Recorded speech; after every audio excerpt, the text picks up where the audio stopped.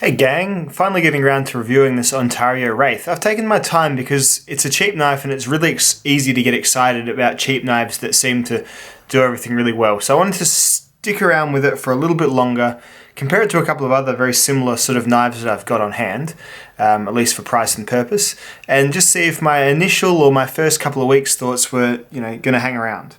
And luckily they have. Look, this is a really, really cheap little knife. I think it'd be the cheapest Ontario knife you can get. I paid 30 Australian dollars for this, maybe 33 or something like that. And yeah, it's a bloody bargain. It really is. It's got a German 4116 stainless steel blade. That's according to Knife Centre. According to Ontario, it's just stainless steel, which always raises massive alarm bells with me. But yeah, it ends up it's 4116 because it says so under the word Wraith there in really small letters. And that's common used in cold steels. CRKT are using it in some of their Homefront EDC range. It's a pretty common low-end stainless steel. I've had good experiences with it in the past though, and you can see my sharpening of this. I did a bit of edge tweaking, and I'll speak about that in the blade portion of it later. But overall, they're going for super lightweight, super low profile carry, very, very simple, and most importantly, a low cost knife that is still of good quality. You see it's got a pocket clip, it's got a backlock, it's got just a plastic handle, that's what they call it, just plastic. It's not groovery, it's not anything special. And yeah, it's got a 2.6 inch long blade. So let's look at it compared to we'll start off with some similar purpose blades, I guess. So other little lightweight knives. This is a Buck Vantage Pro in the smaller size. There's that one there. This is a Kershaw Atmos, which is in 8CR13 MOV, a little bit bigger in the blade. It's got a 3-inch blade, but about the same. Well, let's look at the Almar Falcon, another sort of really lightweight knife. These are all knives that are sort of in that 50 gram weight or 50 to 60 gram weight. A little bit smaller, you can go down to a Dragonfly, which is by Spyderco, and that's in ZDP 189, so you can pay a little bit more for that one. So those are some good similarly sized options that I guess are all very similar purpose-wise as well. Moving along from these just a little bit, I'll leave this there because this is probably my main sort of point of comparison to it in terms of price and what you can do. Let's bring out a Delica, which you'll see is a little bit bigger. Again, that's 3-inch blade, a bit of a longer handle. Let's bring out a Cold Steel American Lawman, which again is just a little bit, actually a fair bit bigger than the other ones so far. Let's bring out a Paramilitary 2 at the top there, bigger again. What else have we got? Spidey Chef, this is my favorite pocket knife, right there. Bigger again. And what else have we got? Here's a Leatherman Skeletal CX. Take that one out there. So that's about the same sort of size, but it is also a multi-tool, so it's fairly different. So that's a size comparison for you. You can see it's definitely in that compact range of everyday carry knives. So I took this out of the box and I was immediately fond of a couple of things. I really like the very simple styling. These are my favorite sort of knives. That's why I love the Almar Falcon so much. Just nice, simple, plain styling. Yeah, the plastic isn't as nice as that sort of little crisscrossy textured micarta you can see there on the Almar if you look at it in the certain lights, but it's a much, much cheaper knife.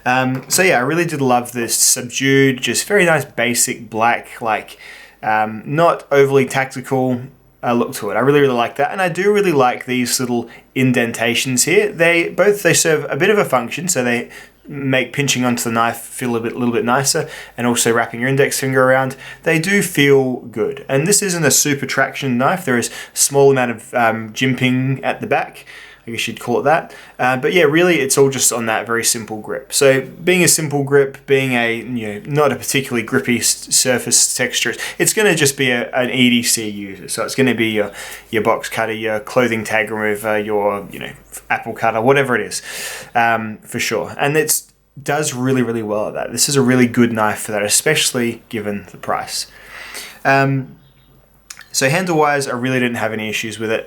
What I will say is that this channel here is a little bit sharp, and that's just symptomatic of a lower-cost knife. They don't want to spend that extra few cents per knife on sending it back around for a little buff out there, and that's whatever. Do that yourself if it bothers you. But if you're like me, you take it out of your pocket, use it for a few cuts, then put it back.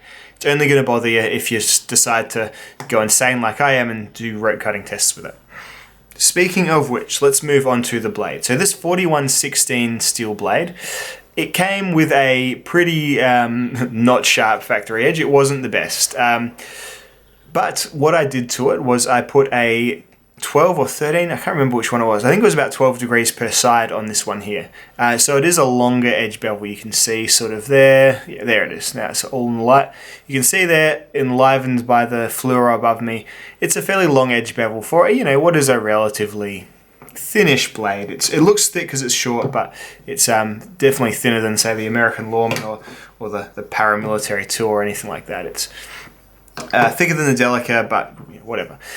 So yeah, it's that's why the bevel is a little bit wider than it comes from the factory, because it is a more extreme angle. However, that was where the steel really started to surprise me. At that stage in my knife testing, I was always under the impression that putting 12 degrees per side on an edge would make it fragile. It did extend the cutting life a lot longer. So I do all my rope cut tests. You've probably seen them if you've seen my channel. This cut rope about 140 times. That equates to a lot of everyday carry use. Like twisted sisal rope is gnarly fibrous stuff, and it cut through this 440 times before it lost its absolute paper slicing edge. Not even till it was dull, just paper slicing. And so it's a really well-performing steel in its price range. Yes, M390 will cut 810 times through the rope, sure, but this is a knife that's easily going to be a tenth of the price of an M390 knife, generally speaking. For $30 versus, $300 is probably about right. So yeah, the edge retention for its price range is really, really good, and it is certainly not the junk, no-name stainless steel that they sort of worry you that it's going to be by reading the official product descriptions even. So yeah, then to test whether that was a weak edge or not, I've done a few things. So I made some feather sticks and really dug it into wood and twisted it around. Still sliced paper.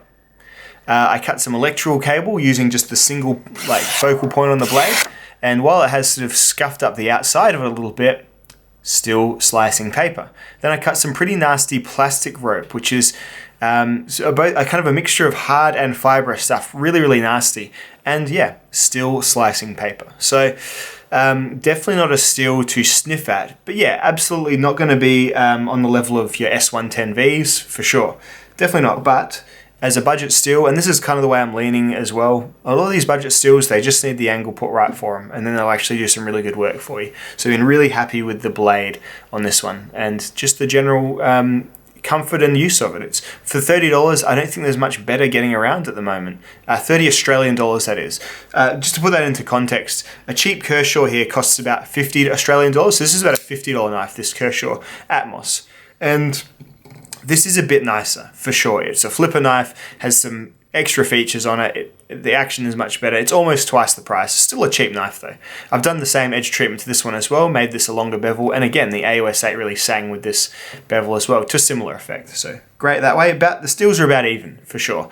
This is probably a slight bit nicer, just in terms of its snappiness, its fidget factor, its, in general, overall design, for sure. But for a 30 Australian dollar knife, 30 Australian dollars, I don't know how much, I'm reckoning these are about 20 or 15 to 20 bucks in America.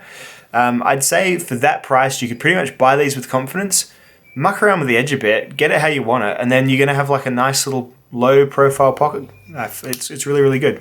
Look, in terms of negatives, you can probably see, especially at this camera angle, there are some finish issues. So this bar here protrudes a little tiny bit, and there are some snagging along the top of it. Stuff that on a $100 knife you'd be really pissed about, but on a knife of this price, as long as it's practical and it works and the core design features such as handle, blade, and comfort are there, these sort of things I don't penalize too heavy on. The lock bar, when you open it up, is, there's a slight superficial gap. It's not doesn't affect lockup in any way. It's a tight knife.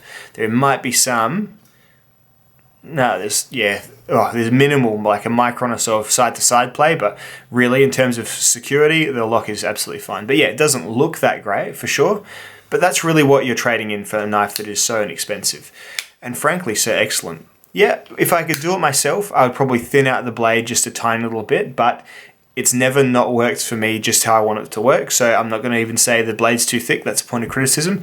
If I do it perfectly, I'd probably make it like Almar thin. That'd be really, really nice. It's the Almar Falcon. great slicer here. It's still a pretty okay slicer, still a fine slicer, and most importantly, a great EDC knife for 30 bucks. I love the Ontario Knife Company. This is like if you don't want to spring for a rat, this is the next level down to get. You won't get that fit and finish, you won't get that fun. You'll get a bit of a squeaky or just a this isn't a flipping open knife. There isn't even washers in here.